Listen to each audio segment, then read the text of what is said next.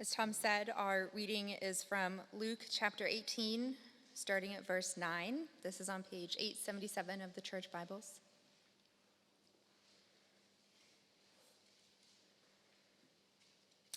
Luke chapter 18, verses 9 to 14. He also told this parable to some who trusted in themselves that they were righteous and treated others with contempt. 2 men went up into the temple to pray, one a Pharisee and the other a tax collector.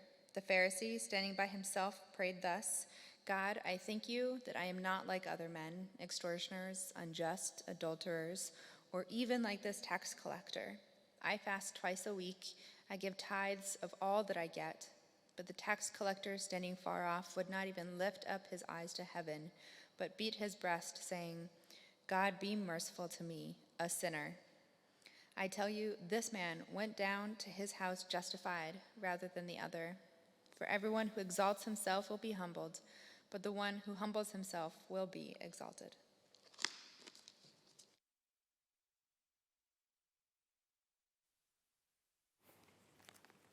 Thanks very much, Kara, for reading, and really great to have you all with us this morning. My name's Mikey, if we've not met before. Well, imagine that God said to you, why should I let you into heaven? What would you say, I wonder? I'm a decent person. I go to church. I've never really done anything that bad. I've lived a pretty good life. Many people would answer along those lines to that question because we live in a world where we're just used to having to work for the reward. You go through school and university and you have to work, don't you, to do well in exams, to build that CV, to be offered the job you want. You have to work to pass probation, to be retained. You have to work harder if you want a promotion. And if you want a decent pension, well, again, in the words of Rihanna, me happy work. Work, work, work, work, work. That just seems to be how it goes in this world. You have to work for the reward. To get something, you need to earn it. Well, we pick up Luke's gospel today, where Jesus has been talking about what makes us ready for his final return. One day, Jesus has promised to come back. What will make us ready? Just before our passage, Jesus singled out faith as the thing that we need to be ready for his heavenly kingdom on that final day.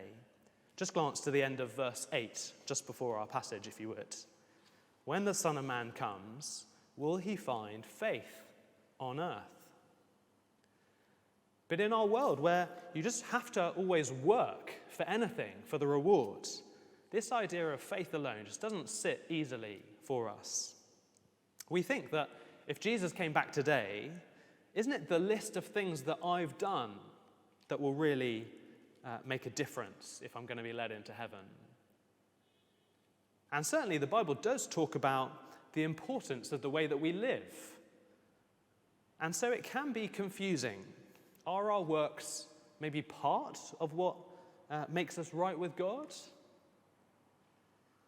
I've heard people who would call themselves Christians say to me, well, yeah, of course we need faith, but the key is living a good life for God to be pleased with us. Some suggest that we need to meet certain external markers to be a real Christian. We have to be giving a certain amount of money to church, or serving in certain ways, or go to confession maybe, or to be confirmed, or go on some pilgrimage even, or be committed to social causes. But what that does is to imply that faith isn't enough. That is saying that we need to add things on top of faith in order to get us right with God, to make sure that we're really ready for heaven. And so I think that Luke's aim in this parable is to make us certain that faith really is enough, that faith alone is all we need to be right with God. But to show us that, Jesus first exposes the danger of trying it the other way, of relying on ourselves, on our own works. And so you'll see the first point on the back of your sheets. God rejects all who trust in themselves. Looking at verse 9, we see that Jesus is talking to some who trusted in themselves that they were righteous and treated others with contempt. And so Jesus makes up this parable about someone who is exactly like the people that he's speaking to. Very pointed. Have a look down at verse 11, where the scene is set in the temple. The Pharisee, standing by himself, prayed thus: God, I thank you that I am not like other men, extortioners, unjust, adulterers, or even like this tax collector. I fast twice a week. I give tithes of all that I get. I've tried to break this guy's attitude down on the sheet there. First, you see, it's a classic case of the comparison game. This Pharisee thinks, compared to others, I'm good. He starts, God, I thank you that I am not like other men. Today you hear people say, well, I'm not a murderer, I'm not a rapist or anything like that. And in just the same way, this guy makes a mental list of various bad people and he strikes them all off. Extortioners, unjust, adulterers. I'm certainly better than all of them. And at the end of verse 11, he feels the need to compare himself, in particular, with one individual that he has noticed in the temple to prove his point. Or even like this tax collector. You probably know tax collectors were widely hated in society at the time. Think of pantomime villain who people would hiss and boo at. Traitors to Israel who had sold out to work for the Roman enemy. And they often took advantage of their position to demand more tax than was required to make themselves rich. So this tax collector, he is an obvious target for the Pharisee to play the comparison game with. Look at him, God. I'm so much better than that guy. And as smug as he is, this Pharisee has got a point, especially when he lines up his own credentials. Have a look at verse 12. He says, I fast twice a week. I give tithes of all that I get. The Old Testament law at the time required people to fast once a year. This guy does it twice a week. And similarly, the law only required crops to be tithed, that is, to give 10%. But this guy tithed everything. You can imagine him getting an M&S delivery and carefully measuring out 10% of all of his herbs, all of his Percy pigs, his Colin the Caterpillar cake, even 10% of his loo roll. His rule-keeping goes above and beyond. His whole life is shaped around it. His CV of religious works is seriously impressive, and he knows it. And so he says, compared to others, I'm good. But the second step, which follows on from that first one, is that he thinks, well, then I can depend on myself. I think the footnote in verse 11 is very revealing. Do you see that there at the bottom of the page, the footnote that links to verse 11? When it says the Pharisee standing by himself prayed, it could equally mean the Pharisee standing prayed to himself. And I think that seems to sum up exactly what is going on here, because this is hardly a prayer to God. After this guy's first 4 words, he's forgotten all about God, and it is all about him. 5 times he uses the word I. I'm better than them. I do this, I do that. He's using prayer time in the temple just as a chance to massage his own ego. He's basically just telling God what an amazing bloke he is. He's not asking God for help for anything. He assumes that there's nothing more that he needs. Look at everything that I do, God. I'm all sorted. He assumes that he's got some sort of contract, I guess, with God, where his good deeds have earned him, he's worked to get this unconditional offer into heaven. He thinks that he's earned the right to be right with God. He's depending on himself. But Jesus wants us to be clear that this is not the Christian way. He tells this parable to expose how ugly it is to depend on our own deeds. It displays such an arrogance. And this character is meant to help put us off trusting in ourselves, in our own works. And all the more so where we see where that path ends up. Jesus turns from this Pharisee to next address the tax collector. But the big shock of Jesus' story is the punchline in verse 14, if you have a look down there. I tell you that this man, the tax collector, went down to his justified rather than the other, the Pharisee. Well, you can imagine the shock on the faces of those Jesus is telling this story to. They would have assumed that this Pharisee would have strolled into heaven because of his moral CV. But he is not the one who is declared righteous, who is declared justified. That means right with God. He went away not justified, not right with God, rejected by God. And the point is that if even this Pharisee, with his such impressive moral CV, is rejected, then it will be the same for anyone else who tries to depend on their works. God rejects all who trust in themselves. I remember having a couple of Elisa's uni friends over for dinner one time, and although they'd heard the gospel before, they were still confused when we managed to get the conversation onto this topic. They tried to go through the 10 Commandments, sort of list off as many as they could remember. They were saying, well, we haven't killed anyone, I'm not married, so I haven't committed adultery. I think they were kind of struggling to remember any more of the 10 after that. But their general gist was, I'm a good person. I've lived a pretty decent life. I'll be fine if there is a God. But Jesus says that's just not true. As verse 14 continues, everyone who exalts himself will be humbled. The sobering truth is that anyone who tries to depend on their own deeds to exalt themselves before God will be humbled on the day Jesus returns. What a dreadful thought, to reach that final day expecting to be all good with God and to realize that they're not. To stand before Jesus and to be humbled, to be brought low for eternity. So come back to those moments when we're tempted to think, well, isn't it the list of things that I've done that matters most to God?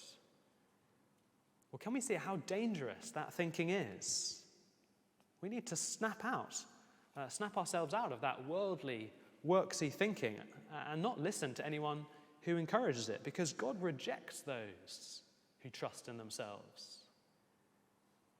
Instead, we should try and warn anyone else who may have been taken in by that kind of deadly self-reliance. I mean, glance back to verse 9. Why is Jesus telling this parable in the first place to people who trusted in themselves that they were righteous? Surely it is to try and show them where they've gone wrong. Jesus doesn't get a kick out of telling people off. He wants to give them a wake-up call so that they realize the danger that they're in. And doesn't this similarly spur us on to pray and to look for opportunities to do the same with others? I mean, how many of our friends or colleagues or people that we rub shoulders with day to day still have this false assurance that they will just sail into heaven when they die? What a tragedy if they have a false assurance and it stays that way. That is why at that dinner we just had to say to those friends, don't you know that you can never be good enough for God? People need to see that trying to justify ourselves is deadly, because God rejects all who trust in themselves.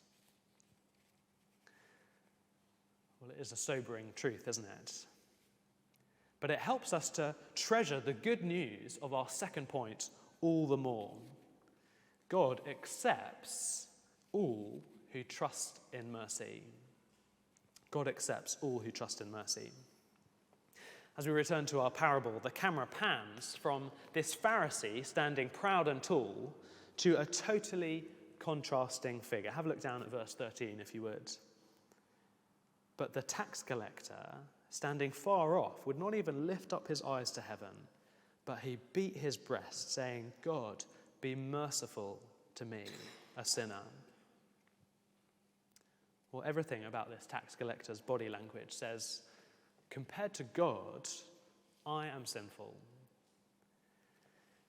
He knows he's in the temple, the place where God's holy presence symbolically dwelt, and he is just so aware of the huge moral chasm between himself and God's perfect holiness.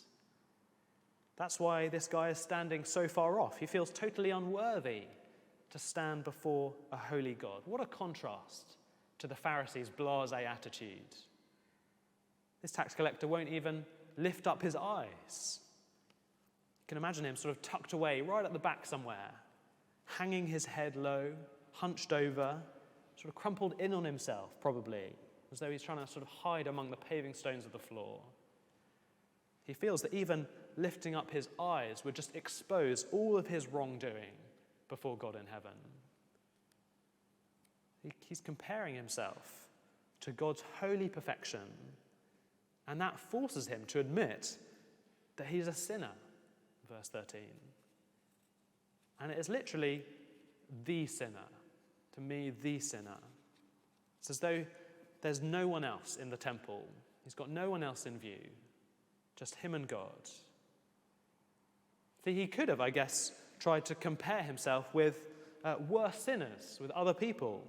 Well, I'm not a murderer, God. At least I'm better than some people.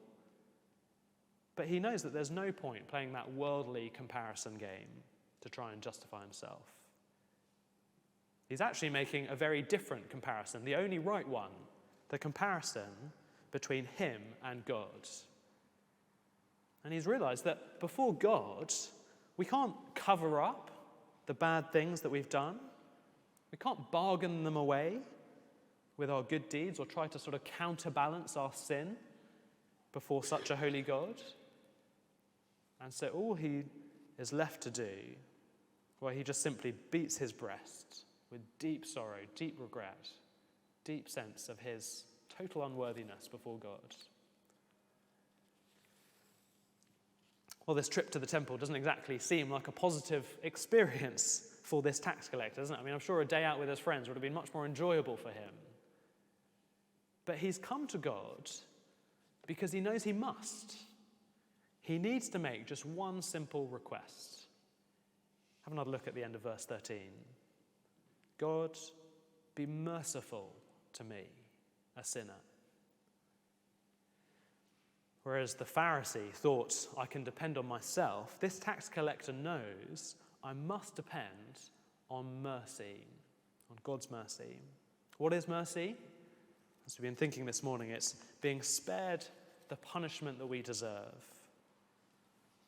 His cry for God to be merciful actually has the sense of deal with my sin. That is the particular thing in mind. That is why he's come to the temple, because the temple is where sacrifices were made to deal with sin. He knows that that is what he desperately needs. He knows that he is a sinner, someone who is not in the right before God. And so he simply throws himself on the mercy of God. He doesn't try to justify himself or point to his own works. This is faith alone. And look again at Jesus' verdict in verse 14. I tell you that this man went down to his house justified. This tax collector, this traitor went home that day right with God, accepted the very moment that he simply asked for mercy. Well, this would have sounded just completely outrageous to those listening to Jesus' story. This immoral traitor being accepted by God.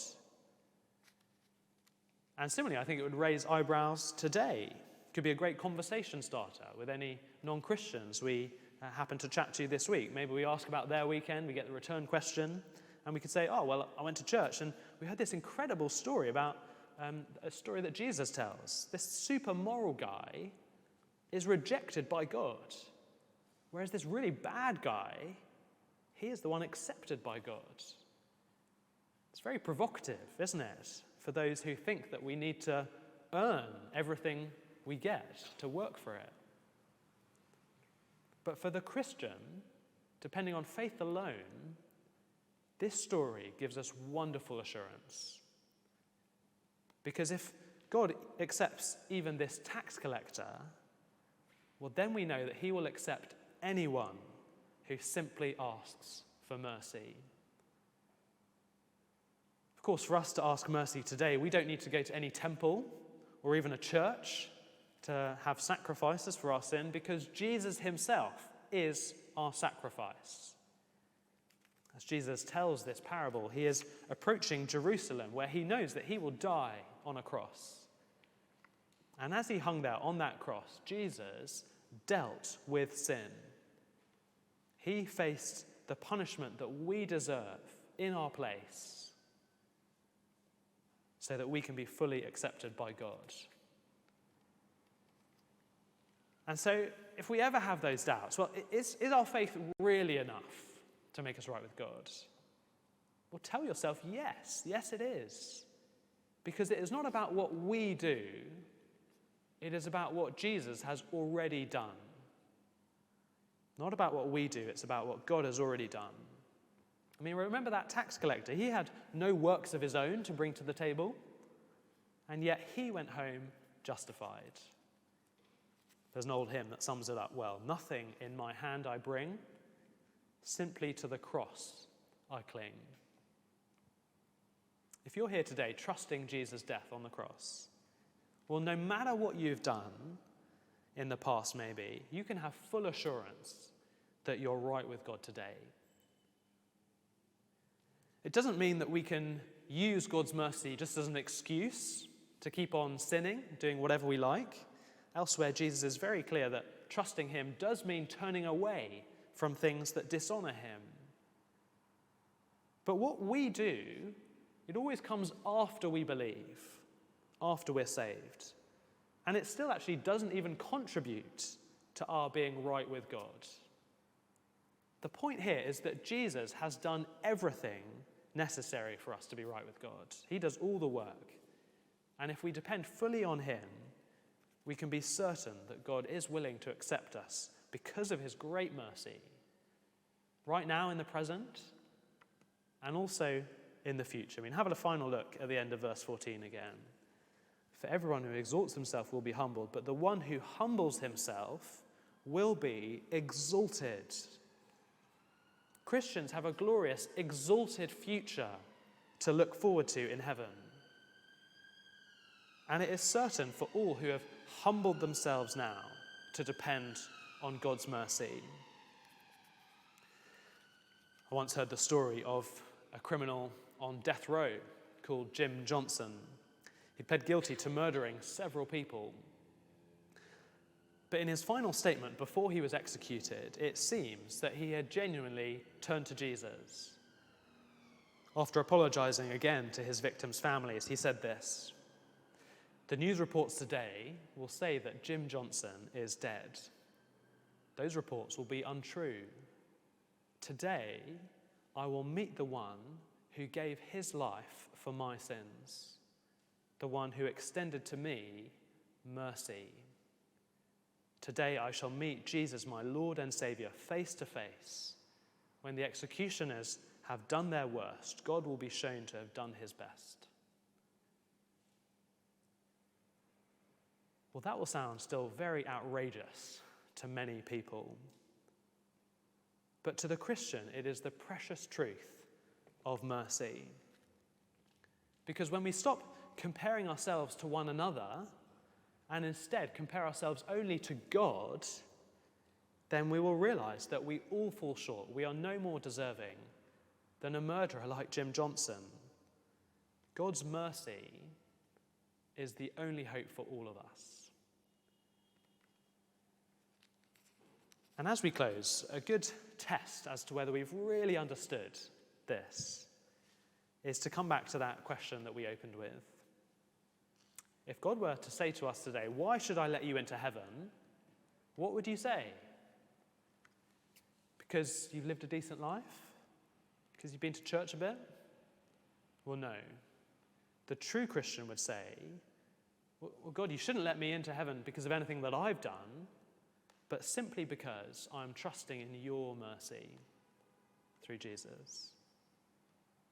It's a brilliant question to try and ask our friends and colleagues as well, perhaps.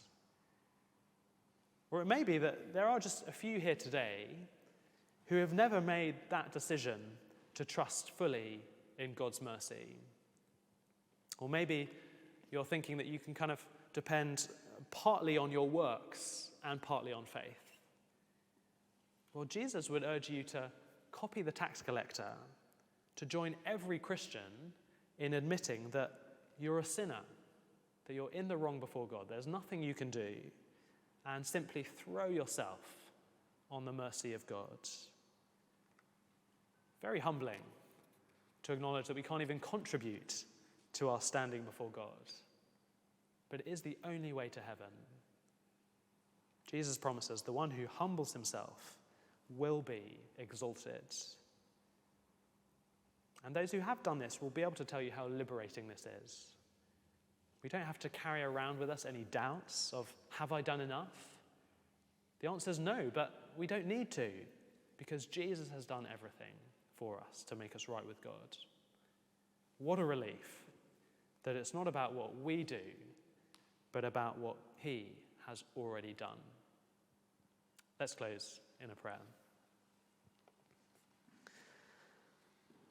Father God, thank you so much that at the cross, Jesus has already done everything to open the way to us for heaven.